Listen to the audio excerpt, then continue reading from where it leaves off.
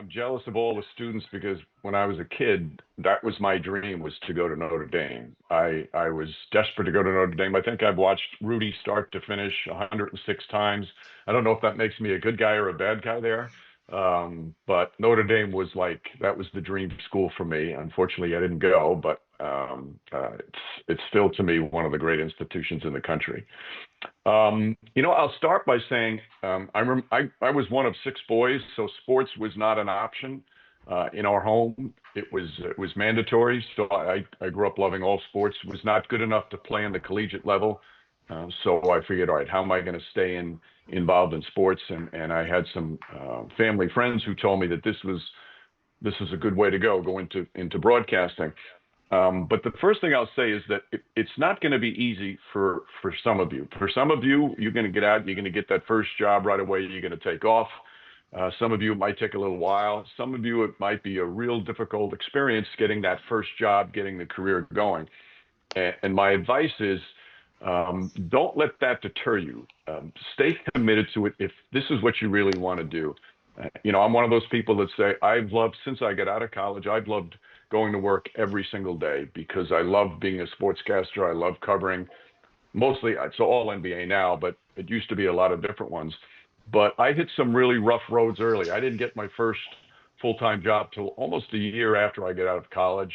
And then that first job was a small, tiny radio station in Poughkeepsie, New York, which is about a 2-hour drive from New York City.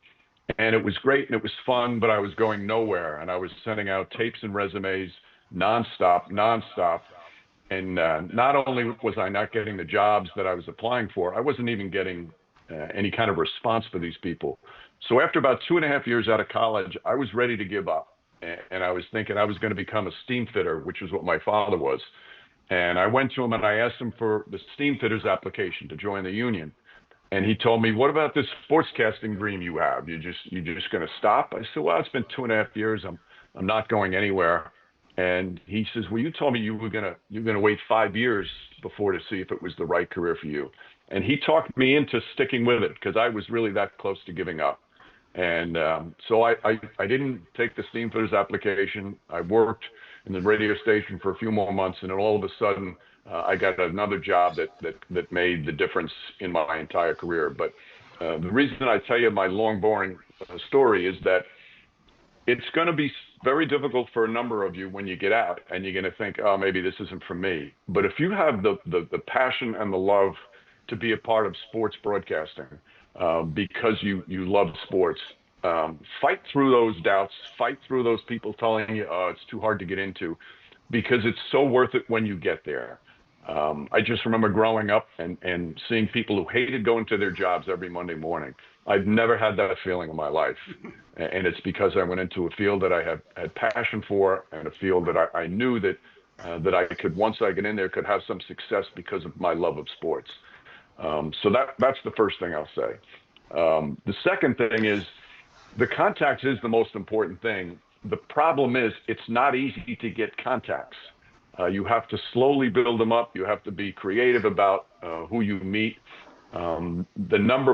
I think probably the best contact that I received was through internships. My first internship when I was at Fordham was with WCBS Radio, and there were 2 or 3 people there that every day I went into the internship, I would ask them questions about exactly what Betsy just asked me about, how I got started in the business, what did I wanted to do, and that's the way you build it up in a face-to-face matter with these people. So if you have a chance to do 1 internship, 2 internships, I don't know Notre Dame's curriculum. That's the best way to learn the business. That's the best way to meet people who are in the business. And it's not necessarily you're going to ask them for a job, but you ask them for, experience thoughts on how they got into it. What are their goals? What was the key for them? What are important things to them? And I think that because they're in the field already, they understand what it's like for you when you get out of school and you're looking for that first job. That's number one. Notre Dame alumni should be your number one way to go about gaining contacts. I went to Fordham University in the Bronx, and there were so many people in the broadcasting and communications industry at Fordham. I had my pick of people to call, and they'll because I was a Fordham grad, they took my phone call. They took the time to tell me about their experiences. They took the time to maybe make a phone call for me. And I think you really have to, as a graduate of Notre Dame, when you get out, you really have to tap into that, because I'm sure Notre Dame is as much, if not more, of that family feeling that you have, because you graduated from the same school. And there are so many people I know in the industry who went to Notre Dame. Bob Fitzgerald, who's a great friend of mine. He's the voice of the Golden State Warriors. Dan Hicks is a Notre Dame guy, another great friend of mine, who's one of the great play-by-play guys in the business.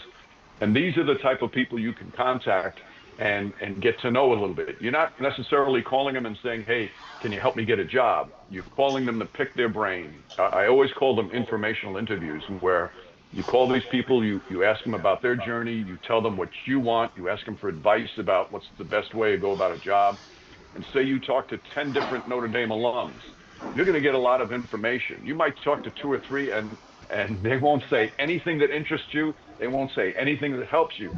But the other seven, you might take bits and pieces from here and there, and that's going to help you build the structure for how you go about getting a job. And don't be shy about it. As long as you don't, again, say, "Hey, can you help me get a job?" No, nobody wants to hear that. What they want to, "Can you help teach me how about going about to get a job?" That's where you're going to get the help. So those are the first two things that I would say as a student to really take advantage of. And you can do that. There's so many sporting events at Notre Dame. When somebody comes in, or NBC comes in to do a Notre Dame football game, or ESPN comes in to do a women's college basketball game, go to the production truck, or find out who's producing and directing and who's announcing, and see if you can set up 5 minutes to talk to them.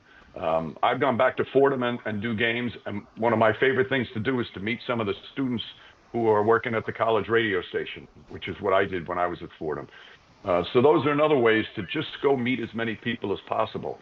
And that's just the start of it. And you just pick their brain, and every once in a while, you'll have a meeting with one of these people, and you'll impress the hell out of them.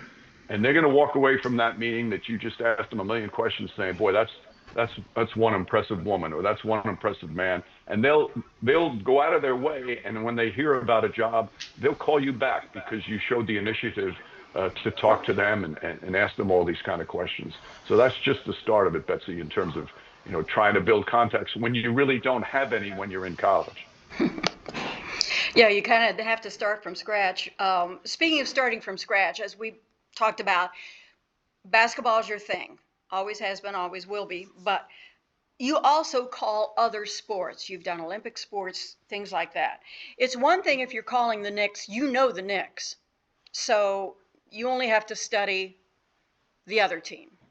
But if you're calling, let's say if you're calling a network game and it's two teams not involving the Knicks, how does your preparation differ from calling a Knicks game, you're very familiar with that team, and then calling an NBA game with two other teams? It's Dallas and the Lakers. Or if you're calling an Olympic sport, if you're calling another sport, how does your preparation for doing that game, how does it differ than going in and calling a Knicks team that you know very well?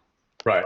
Obviously, it's a lot more involved. I worked at Winter Olympics in Salt Lake City for NBC once, and I was the play-by-play voice for ski jumping. And I had never been on skis in my entire life. So I knew nothing about the sport. I knew nothing about what it was like to even be on skis. And I just dived into it and tried to learn as much as possible. Today, the preparation, Betsy, it's easy from a standpoint is there's so much out there. When I started, that was not the case. When I started, there was not the internet. So now there's so many things on there. You can really dive in and learn as much as possible. But the best way when you're getting ready for a broadcast is to talk to the people who are involved. For example, if I'm doing I have the Spurs and the Thunder this week, and I haven't seen either team in a couple of months. So I'll do all the reading up, and as much as possible. They have game notes to go through. They have as many statistics as you can possibly want to go through. But I've always felt the best part of the preparation are the people who are involved. So when I get to the arena for those games, I'll grab an assistant coach who I know well, who can give me a lot of inside info. I'll grab a player or two who I've known over the years that will give me some feel. I'll talk to the home broadcasters for the Spurs and the Thunder because they know the team as well as anybody. And it's that word of mouth information, that's the stuff that I use because I've always found I tend to over prepare, and you could do that online. I could probably read 8 hours worth of articles on the next game that I'm doing, and it's great to have all that information. But you usually only use about 15% of that type of preparation. Whereas if when I go to the arena and I talk to 6 or 7 different people, I'll use about 80% of what they tell me on the air that night. So you have to balance it. It's great to read all that stuff. It's great to have that all at your fingertips if you need it. But the more important thing is to talk to the people who are involved in the event that you're covering. As you work with different broadcast teams over the years, how important is it for you to have a good relationship with your color analysts? We're kind of transitioning from studying play-by-play, and we're going to have a couple of color analysts join us here in the next couple of weeks. But how important is it to get that relationship so that you can work well together on the air? It's chemistry on air is so important. Sometimes it's immediate. Sometimes you really have to work at it. Sometimes it happens so quickly, and sometimes it never happens. And the key is the communication. My goal when I go on the air, Betsy, is to number one, I want the viewers to say, okay, this guy's prepared. I could tell he worked. He's prepared on this game. Number two, I want to I want the viewer to feel, boy, he loves basketball. I can tell he loves basketball just by the way he's announcing the game. And the third thing, and it's just as important, I want the viewer to feel, boy, they really seem to get along, those two on the air. And you have to be able to find a way to make the viewer feel that way. And so whenever I work with somebody for the first time, I'll make sure we have a dinner the night before or a long phone conversation the day before. And I ask them, what do they like in terms of a broadcast? Do they like to second guess calls? Do they like to talk about players individually? Find out what their strengths are, and then I'll play off that. For example, when I did a game for many years with UB Brown when I first started working, he loves a lot of statistics. He loves to throw out statistics. So for those particular games, I would not get myself involved in really a lot of numbers because all of a sudden you're watching a game and it's nothing but numbers, numbers, numbers. Whereas when I work with Jeff Van Gundy and Mark Jackson, and I worked with them for years, they didn't throw out a lot of numbers. They weren't interested in that. They were more by the eye test, by what they were seeing. So I prepared more for my games with them with more statistics to balance the fact that they didn't use a lot of statistics. So that's the kind of thing you have to find out from your analysts. What do they like to use? What are the important things for them when they want to talk about the teams? And the other thing is too, you can, for example, Jeff Van Gundy, I never had to preview a question during a timeout and say, hey, listen, I'm going to ask you this when we come out of the timeout. He didn't like that. He wanted to be asked spontaneously. And Mark was the same way, whereas I never had to prepare. But I've worked with other analysts where, I've asked them a question on the air and they weren't really ready for the question. And they kind of stammered a little bit through the answers. So they said to me, hey, listen, do me a favor, next time, let me know the question during the timeout so I can think about what I want to say. So that's how, just by hanging out with them, going to lunch with them, going to dinner with them, you get a feel for what they like. And then that's helps advance the chemistry. But everybody is so different that sometimes it takes a little longer than others. Let's talk about I guess we can call the resurgence of the NBA. I'm old enough to remember when the NBA finals, they were broadcast on tape delay. They didn't come on until 11:30 after the local news. The NBA in some of its middle years had a tough time, scandals and all that stuff. But with a new broadcast partner, NBC, they have really started to promote. What does this mean for you, that there are more eyes on the sport, there are more eyeballs, there are more fans, hopefully, that will be following the sport? what does that mean for you? Is it easier because, okay, these people know the game, so I don't have to really explain it? Is it a little nerve-wracking because there are more eyeballs, NBC hopes, that will be on the game? What does that mean for you for fan interest to build in the NBA, especially when we're talking about, this could be an historic year with, we don't know if LeBron's coming back next year. That, like last night they were talking about, this could be his last time at Madison Square Garden. What does that mean for you as a broadcaster? Well, the influx of the new broadcast partners, whether it's NBC, Peacock, Amazon, it's been great for the league. There's more exposure. There's many think, oh, there's too many games on. I just think the opposite. And I think there are new ways of presenting the game, and some of them are the same, but there's some tweaks. It's nothing. It's just great for the game. But in terms of how the approach from the broadcast, you hit upon. You made me think of something that's always interesting in that. I have to broadcast to what I would call the casual viewer.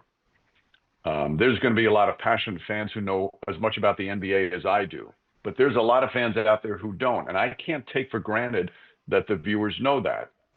So if I'm doing my fourth game in a week and I've seen these teams a bunch of times, I still have to tell the story of some of the players on the teams because there's a lot of viewers out there who don't know the story. This is the only game they've watched that week. There are some that have watched every game and they've heard me tell the story now 4 times during that week. So you have to find a balance between not insulting the passionate diehard, but at the same time making sure that you give the casual viewer the information he needs because he or she might not have watched, might be their first game they've watched in a month. So there's a balance there, and there's a way to do it sometimes. For example, if I've told a story about a certain player a couple of times, I might say, before I tell the story again, I've told this before, but I think, and then you go into it so you feel like you're addressing those diehards who have heard the story a bunch of times. It's a fine balance like that, and especially when you get to the playoffs, there's more new eyeballs during a broadcast. I remember the first finals game I ever did. Right before, one of the ESPN executives was telling me, you realize that most of your fans have not watched an NBA game all year, and you really have to inform them about the rules of the game. And so my head is spinning. I'm like, do I really have to do that? This is the finals. He hammered it home for a couple of days before the finals game. And I think the first time a player got fouled and went to the free throw line, it says something ridiculous like, well, now he gets to shoot 2 free throws and no one's allowed to defend him because they have to stay on this. It was ridiculous how I was explaining the obvious. But I was so caught up in my first finals to please this ESPN executive. Mm-hmm. And I happened to be doing that game with UB Brown. And during the first time out, UB grabs my arm and he says, hey, kid, just call the game the way you always call the game. And after that, he calmed me down and I wound up calling the game. It was an absurd recommendation for the executive to tell it to me to do it that way. But that's still, it's a balance that you have to find when you are appealing to different types of fans. That would not be the first absurd recommendation from an ESPN editorial comment. Sorry. Let me open it up to some questions here from the students. So, anybody? Again, I am seeing everybody here in the classroom, but if you got a question, jump in, raise your hand. Question? Anybody? Yeah, go ahead, Cooper. Yeah, so kind of to bounce off what you were just talking about some of those recommendations, how do you take feedback when you're broadcasting? Sometimes, like, I asked this question to our guest last week, we can get really attached to how we're doing something because it's really personal. So how do you take that constructive feedback so that you can improve in your broadcast? And thank you for joining us today. My pleasure. Terrific question, because feedback is essential no matter if you've been doing it for a year or doing it for 30 years. I think that's actually one of the problems now in our industry is that just because somebody seems to be doing it for a long time, all of a sudden you stop getting feedback from your executives. Here's what I did early in my career. I had 3 people, because when you first start and you come home and you're living at home, your mother says, "Oh, you were great tonight, dear." Your mother's going to tell you were great every single night of your career, but you weren't great that night, and you want to know how to get better. one way is obviously listen to yourself. If you're your own self-critic and you're hard on yourself, that's a good way. But you need people to watch for you. So I picked three people in my life. One was in the business, one was a producer, one was an announcer, and one was just a friend who watches every sporting event that's on television. And what I would do is I'd call them up and say, hey, listen, I've got a game coming up Friday night. Can you do me watch the game and write down a couple of critiques? Because I knew all three of these people were going to be honest with me, and they were going to tell me what I needed to hear, not what I wanted to hear. You want to hear, oh, boy, you were great last night, but that's not going to make you better. So what you have to do is you have to find people either in the industry or not who are going to tell you the truth. I remember one time I had done 4 games in a row, and I had a friend of mine ask me to watch the game, and he had watched me a bunch. And the first 3 games of that week were all games that went down to the wire. One of them was in overtime, just exciting games. And I had great energy and fired up. The 4th game was a 30-point game by the 3rd quarter. And I was tired, and the game wasn't very good. And he says to me afterwards, when he watched the game, he said, you know, if that's the first time I was ever watching you, I would have said, this guy's a bad announcer. You had no energy tonight. You seemed like you weren't interested in being there. He says, if those people watching you for the first time, they're not coming back and watching you in another game. And it was such an important thing for him to tell me that I needed to bring that energy every night. And because he was honest with me. So I feel that's the best way to do it. You're going to have bosses earlier in your career who are going to tell you stuff. And if it's a really good boss, if it's a really good executive who knows about production, who knows about announcing, they'll continue that throughout the time that you work for them. But you can't always rely on that. So I think having somebody in your, in your family or in just your circle that's going to be brutally honest with you, that's the only way you're going to get better. Thank you. You're welcome. Now, Mike, do you ever go back and look at your own broadcast? Do you like look at the clips or look at the full broadcast and kind of critique yourself as well? Sure. I don't do it as much as I used to. Back when I first started, I would do it a lot. And you just look for like little things. Energy is one of them. You look for, okay, did my partner say something that was really interesting that I should have followed up on, or was I concentrating on getting to my next point? I think that's a big part for me when I go back. How were my interactions with the analysts? Could you tell I was paying attention? Because sometimes you can say things and you're not listening closely enough. I know that sounds crazy, but if you're not listening, like for example, Bill Walton, when I worked with Bill, he would say some of the craziest things. And if I wasn't listening to everything he said and I didn't respond to a crazy thing, then it made it sound like I agreed with it. So you have to be really careful about that. And also different things like when you do TV, you have to watch the monitor as much as you watch the game. It's constantly going back, look at the monitor, look at the game, because the monitor is what the viewers at home are seeing. So you have to be, in sync with the viewer and knowing that. One of my first TV games, I remember Hakeem Olajuwon got fouled, and I started going down. I put my head down. I'm reading my notes about Hakeem Olajuwon, different stories of his career, and what a great gentleman he was, what a great ambassador he has been for the NBA. And I'm not looking at the monitor, and the monitor has him. He is MFing the referee up and down. It's like he's losing control while I'm looking down talking about what this wonderful man was. And I just looked like an absolute fool because I wasn't seeing the monitor. And the producer finally yells in my ear, will you look up and see? So you have to balance all that stuff in terms of, whether it's with your partner and whether it's looking at the monitor. So those are some of the things when I go back and watch to make sure that, I'm seeing the whole picture as opposed to just seeing what I want to see. Good point. Anybody else got a question? Yeah, go ahead. Yes. Hey, Mike. I just wanted to say, as a aspiring broadcaster, I've really looked up to your work in basketball. And one thing that you're kind of known in basketball, and maybe in all sports, is calling the iconic moment really well with the bang or however you've done it in your great career. And I wanted to ask, how do you manage to call those moments? How do you prepare for them? How do you make it so it's not really something that's just cliche that you say every time, or kind of keep the sanctity of the moment? First of all, thanks for the kind words.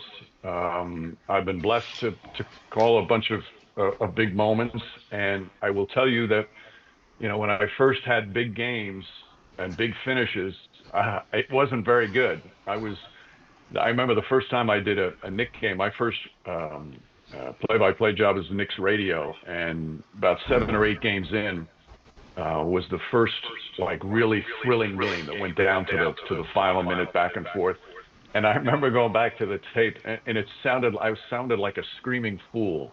I was hyperventilating. It just because it was my first time that I had a game like this. So by the second time, it got a little better. By the third time, it got a little better. It's not easy right away. You have to experience all different types of games in terms of how to get a feel for it. And what I did find over time was in the big moments, it's time to talk less. Most people, the human voice is not built to have this high intensity call that goes on for 30 seconds. To me, always the best big calls have been the concise ones, where you have hit a couple of good words, let the crowd be a part of your call, the roar of the crowd part of a big call. To me, there's nothing better. So that's that's been my guide in big moments.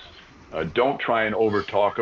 Don't try and use too many words, because you'll wind up, your voice could crack, your voice could, wind up saying something a little silly that doesn't really add to it. So that's my advice on the big moments. And it just takes time getting used to. So I think that's the thing. And that's why I started with Bang. I was doing these high school games in these packed gyms on Friday night. And my voice wasn't strong enough to override the crowd when the guy hit a big basket. And then, so I figured a one syllable word like bang, you yell bang, the crowd goes crazy, and it's an exciting call. If I tried to add to that with a lot more words, my voice would have gotten drowned out easily. So again, that's my advice on big moments, is to give yourself a little leeway, because it's going to take a while before you get where you feel really confident in that, and just keep it as concise as possible.